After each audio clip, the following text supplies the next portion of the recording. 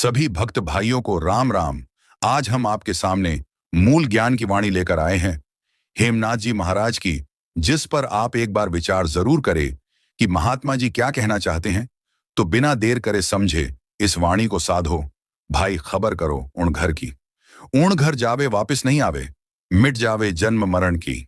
ब्रह्मा विष्णु महेश्वर नाही, नहीं माया त्रिगुण की। 5:25 नहीं वहां दर से, खबर करो निर्गुण की।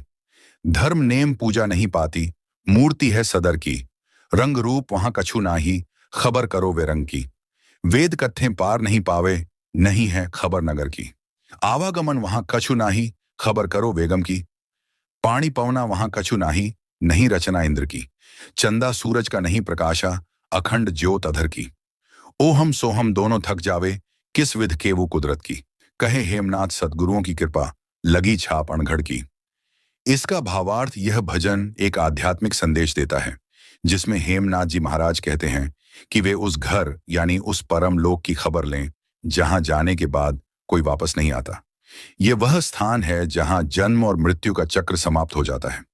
उस परम धाम में ब्रह्मा विष्णु और महेश जैसे देव भी नहीं हैं, न ही वहां माया का प्रभाव है। वहां 5 तत्व जल अग्नि वायु पृथ्वी आकाश और 25 प्रकृतियां इंद्रियां मन बुद्धि आदि भी नहीं दिखाई देती। यह सब कुछ से परे परमात्मा का धाम है।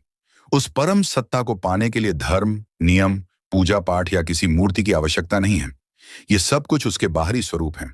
वह स्थान ऐसा है जहां कोई रंग या रूप नहीं है। वह सब वर्णों से परे है।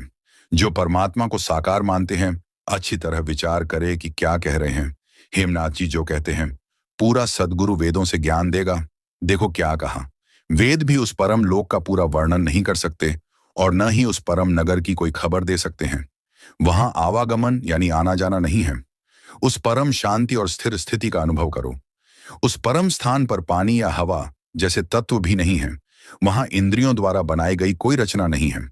वहां चांद और सूरज का प्रकाश नहीं है, बल्कि वहां स्वयं का अखंड स्वरूप है जो बिना किसी सहारे के हमेशा है, अधर है। आगे देखो कितना क्लियर कर दिया कि वहां ओम सोहम जप के नहीं जा सकते। ये भजन बताता है कि वहां की स्थिति इतनी महान है कि ओहम और सोहम जैसे मंत्र भी थक जाते हैं और उसकी महिमा का वर्णन नहीं कर सकते। अंत में हेमनाथ जी कहते हैं कि यह सब ज्ञान सच्चे गुरु की कृपा से ही मिलता है, जिससे अज्ञानता का नाश होता है। जो हमें मंत्र तंत्र में नहीं उलझता है, हमें अपना ही ज्ञान देता है। तो विचार जरूर करें। साहिब बंदगी सतनाम।